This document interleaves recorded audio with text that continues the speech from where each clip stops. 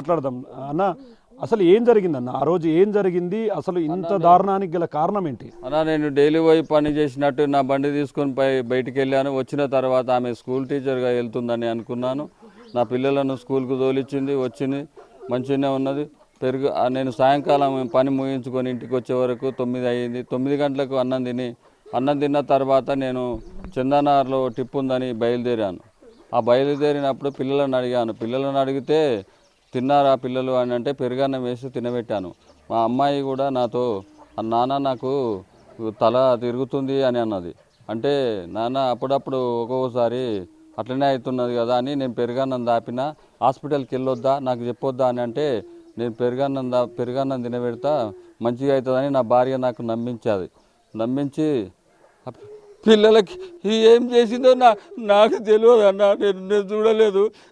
నేను చందనారు వెళ్ళి వచ్చిన తర్వాత నా భార్య నేను డోరు కొట్టంగానే తీస్తే అందులో నుంచి వచ్చిన తర్వాత పండుకున్నాం. ఇద్దరం పండుకున్న తర్వాత నా భార్య సాగుబతులు ఉన్నానని అంటే తీసుకుని హాస్పిటల్కి వెళ్ళాను. నా పెద్ద అబ్బాయిని పోయి లేపితే నా పెద్ద అబ్బాయి అంతలో చనిపోయి ఉన్నాడు. ఆ పక్కనే ఉన్న చిన్న అబ్బాయిని చూశాను. ఆ చిన్న అబ్బాయి కూడా అంతలోనే చనిపోయి ఉన్నాడు, బిగ్గరైపోయినారు. ఆ పక్కన చుట్టుపక్కల వాళ్ళను గేట్లు కొట్టి వాళ్ళని లేపితే వాళ్ళు వచ్చారు. వాళ్ళు వచ్చిన తర్వాత హాస్పిటల్కి తీసుకెళ్ళాను. హాస్పిటల్ తీసుకుపోతే అక్కడికి పోయినాక ఒక 10-15 నిమిషాలు స్లోలోకి వచ్చినట్టు నటించి నాకు చాలా ఇబ్బంది పెట్టారు. అంటే అన్న, వాస్తవంగా ఆ పెరుగులో అన్నం కలిపి చంపిందని కొందరు అంటున్నారు. టవల్తో మెడను పిసికి చంపింది, ఊపిరాడకుండా చేసిందని కొంతమంది అంటున్నారు. ఆ రోజు వాస్తవంగా ఆ పెరుగన్నం మీరు కూడా తినాల్సింది, మీరు మిస్ అయ్యారంటూ కూడా వార్తలు వస్తున్నాయి. దాంట్లో నిజమెంత? నేను తినటోనే కానీ నేను హైదరాబాద్ ట్యాంకర్ ఆర్డర్ ఉండడం వల్ల చందానగర్ పోతే రోడ్డు మీద ట్రాఫిక్ ఉండడం వల్ల నేను తినలేకపోయినాను. నేను తింటే నేను కూడా చనిపోయేదే ఉండేది. నా ప్రేమికుడు ఉంటే ప్రేమ కోసం అంటే ప్రేమికుడిని తీసుకొని పోతే నా పిల్లలు నాకు ఇచ్చేసేది ఉండే. నా పిల్లలు నాకు ఆస్తి కోసం నా పిల్లలను అడ్డుపెట్టుకొని ఆ ప్రేమికుడు ఇది గేమ్ ఆడి నన్ను ఈ పరిస్థితికి తీసుకొచ్చారు. ఈ పరిస్థితికి తీసుకొచ్చినందువలన వీళ్ళని మొత్తము కఠినంగా శిక్షించాలి. నాకు కఠినంగా శిక్షించకపోతే నా పిల్లలకు నా ఆత్మకు శాంతి లేకుంటుంది. నా పిల్లల ఆత్మకు శాంతి లేకుంటుంది. అన్న, ఇంకోటి అంటే పిల్లలు మొత్తం ఎంతమంది పిల్లలు, ఎంతెంత చదువు చదువుతున్నాయి, ఒకరొకరికి వాళ్ళ పేర్లు ఏంటి, ఎన్ని సంవత్సరాలు ఉన్నారు వాళ్ళు? సాయికృష్ణ 12 సంవత్సరాలు, మొన్న 25కు 12వ సంవత్సరం అయింది. మధుప్రియకు 10 సంవత్సరాలు, గౌతమ్కు 8 సంవత్సరాల పిల్లలు. 4th class 3rd class Gautam, 4th class Madhupriya, 5th class Saikrishna. అంటే అన్న, మొత్తంగా అంటే గతంలో ఎప్పుడైనా మీ మధ్యలో గొడవలు అట్లాంటివి వచ్చినాయా? ఒకసారి డౌట్ వచ్చింది. ఒకసారి డౌట్ వస్తే ఎవడు అని అంటే మా ఫ్రెండ్స్, మా స్కూల్ టీచర్ అని నన్ను నమ్మించింది. మా స్కూల్లో టీచరు మాట్లాడుతుంది అని చెప్పి నమ్మించింది. ఏ స్కూల్ టీచర్ రా, ఎవర్రా అని అంటే మా నజ్జ మేడము, మా పక్కన ఎండి మేడము, ఆ మేడం అని నాకు చెప్పేది. నేను నమ్మాను. అంటే గెట్ టుగెదర్ పార్టీ తర్వాతనే ఇదంతా జరిగిందంటూ కూడా వస్తున్నాయి. వాస్తవంగా ఏం జరిగింది? అది గెట్ టుగెదర్ పార్టీకి పోవద్దని నేను అనున్నాను. నేను స్కూల్కి వెళ్తున్నానని నాకు చెప్పింది. ఆ పార్టీకి కూడా పోయింది, నాకు తెలియదు. నాకు చెప్పలేదు, నాకు తెలియదు. నేను వద్దన్నా, గెట్ టుగెదర్ పార్టీ లేదు, ఏ పార్టీ లేదు, ఇంటికాడ ఉండు, లేదంటే స్కూల్కి వెళ్ళేసే అని చెప్పిన. స్కూల్కి వెళ్తున్నా అని చెప్పింది. అది గెట్ టుగెదర్ పార్టీకి పోయింది. నా ఆస్తి పేపర్లు, నా డబ్బులు అన్నీ ఎత్తుకొని వెళ్ళింది. అంటే ఏంటి మీ ఆస్తి పేపర్లు ఏంటి? మీరు పెళ్లి చేసుకున్నప్పుడు మీకు సంబంధించిన ఆస్తులా, లేకుంటే వారికి సంబంధించిన ఆస్తులా? ఎటువంటి ఆస్తులు? నాకు 2వ సంబంధమే. ఫస్ట్ సంబంధం భార్య డెలివరీ కాక చనిపోయింది. ఫస్ట్ సంబంధం.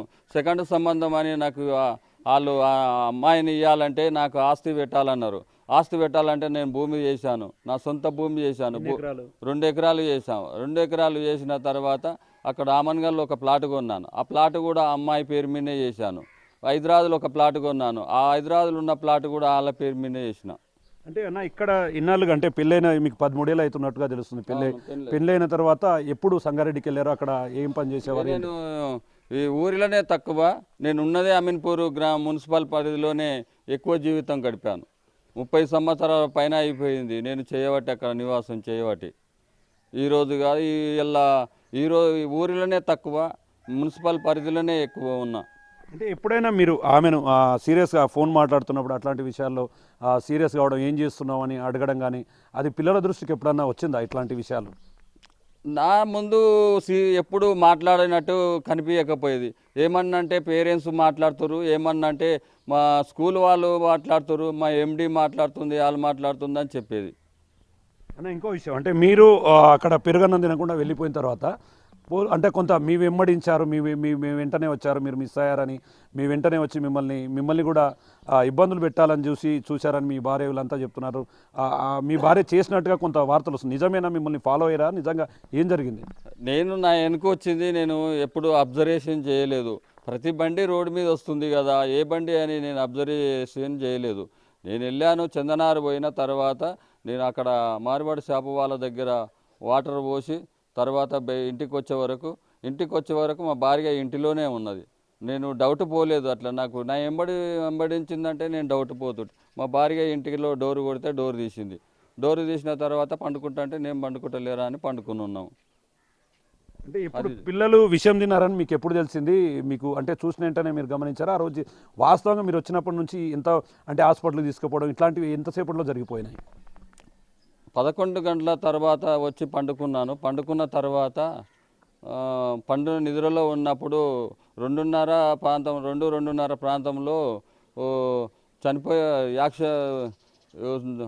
మత్తులు ఎక్కనవుతుంది అని గొంతు ఎక్కన పోతుందని చెప్పడం వల్ల నేను పోయి దగ్గరికి పోయి ఏమైంది అని లేపిన తర్వాత మా పెద్ద అబ్బాయి, నేను ఏడ్చాను, ఏమైంది రజిత ఏమైందని పట్టుకుంటే నాకు గొంతు పోతుంది అని అంటుంది. అన్న తర్వాత తీసుకొని పక్కన పోయి డోరు కొడితే వాళ్ళు కొద్దిసేపటికి వచ్చారు, 1/2 అవర్ తర్వాత వచ్చారు. నా పెద్ద అబ్బాయి దగ్గరికి పోయే వరకు సాయి జర పోయి వాళ్ళని పక్కన వాళ్ళని ఎవరైనా లేపు అని అంటే నా పెద్ద అబ్బాయి అంతలో చనిపోయినాడు. మా చిన్న అబ్బాయి నన్ను లేపితే మా చిన్న అబ్బాయి కూడా గట్టిగా అయిపోయిండు. అమ్మాయి దగ్గరికి వెళ్ళాను, నా పక్కలో వండుకున్న అమ్మాయి దగ్గరికి వెళ్తే ఆ అమ్మాయి కూడా చనిపోయింది. నా పిల్లలతో వాస్తవంగా మీరు చెప్తుంటే మాకే బాధ అనిపిస్తుంది. పిల్లలతో మీ జీవితం ఎట్లుండేది? పిల్లలు మీతో ఎట్లుండేవారు, ఆమెతో ఎట్లుండేవారు? ఒకసారి అంటే గతంలో ఆ పిల్లలతో మీకున్నటువంటి ఎఫెక్షన్ ఏ విధంగా ఉండేది? పిల్లలు నేను ఇంటికి వచ్చేవరకే సాయన్న ఇట్లా అన్నాడు డాడీ అని చిన్న అబ్బాయి వచ్చి చెప్పడం, చిన్న అబ్బాయి ఇట్లా అన్నాడు అని మా మధు చెప్పడం, మా మధు ఇట్లా అన్నదా డాడీ అని మా పెద్ద అబ్బాయి చెప్పడం. నాకు మీరు కొట్లాడకూరు బిడ్డ, మీరు మంచిగా ఉండాలని, ఏది కావాలో చెప్పండి అని నేను చెప్పి తీసుకొచ్చేవాడిని. అన్న ఇప్పుడు మీరు ఏం కావాలనుకుంటున్నారు? మరి ఇంత జరిగింది, మీ పిల్లలు 3 చనిపోయారు, 3 కూడా ఒకే చోట పూడ్చిపెట్టినటువంటి ఘటన. ఒకే చోట పూడ్చిపెట్టాను.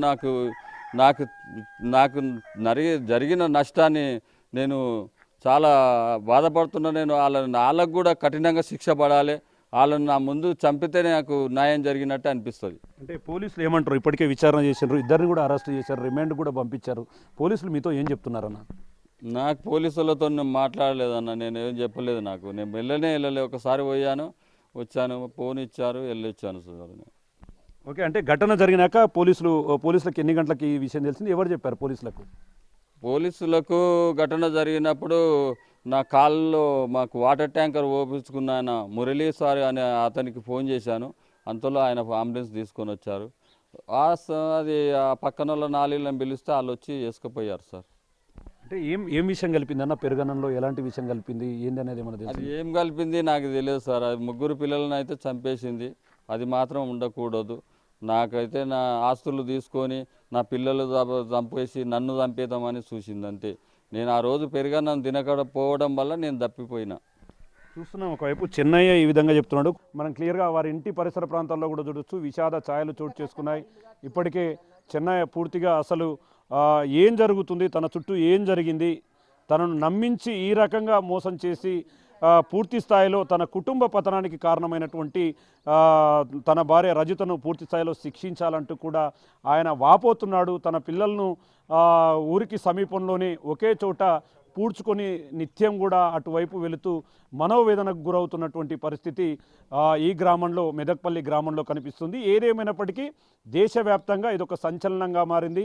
సొంత బిడ్డలను, తను కాపాడాల్సినటువంటి పిల్లలను వివాహేతర సంబంధంతో మొత్తంగా వారు అడ్డు వస్తున్నారు, వారు అడ్డు తొలగించుకుంటేనే తనకు రూట్ క్లియర్ అవుతుందని చెప్పి కూడా అన్నంలో విషం పెట్టి చంపిందంటూ గొంతు నిలిపి ఊపిరాడకుండా చేసి చంపిందంటూ కూడా పూర్తి స్థాయిలో తెలుస్తున్న నేపథ్యంలో మరోవైపు 10th క్లాస్కు సంబంధించినటువంటి గెట్ టుగెదర్ పార్టీ నుంచే ఈ వ్యవహారం అంతా కూడా బయటికి రావడం, శివతో ఏర్పడినటువంటి సంబంధాలతో వీరి కుటుంబాన్ని మట్టుపెట్టి తనతో కలిసి జీవనం సాగించేందుకైతే అడ్డున్న వారిని తొలగించేందుకు ఈ రకంగా తన భార్య చేయడంతో పూర్తిగా చెన్నయ్య పూర్తిగా మనోవేదన గురవుతున్నాడు. ఆ కుటుంబ సభ్యులంతా కూడా ఆమె రజితను అదేవిధంగా ఎవరైతే ఈ ఘాతుకానికి పాల్పడిన శివను కూడా ఉరి తీయాలంటూ కూడా పూర్తి స్థాయిలో చెబుతున్నటువంటి పరిస్థితి. మరోవైపు గ్రామంలో కూడా పూర్తిగా ఈ ఘటన చాలా దురదృష్టకరం, మా గ్రామంలో ఇలాంటి ఘటన జరగడం మాకెంతో అవమానకరం, అట్లాంటి వ్యక్తులను కఠినమైనటువంటి శిక్షలు వేసి పూర్తి స్థాయిలో శిక్షించాలని చెప్పి కూడా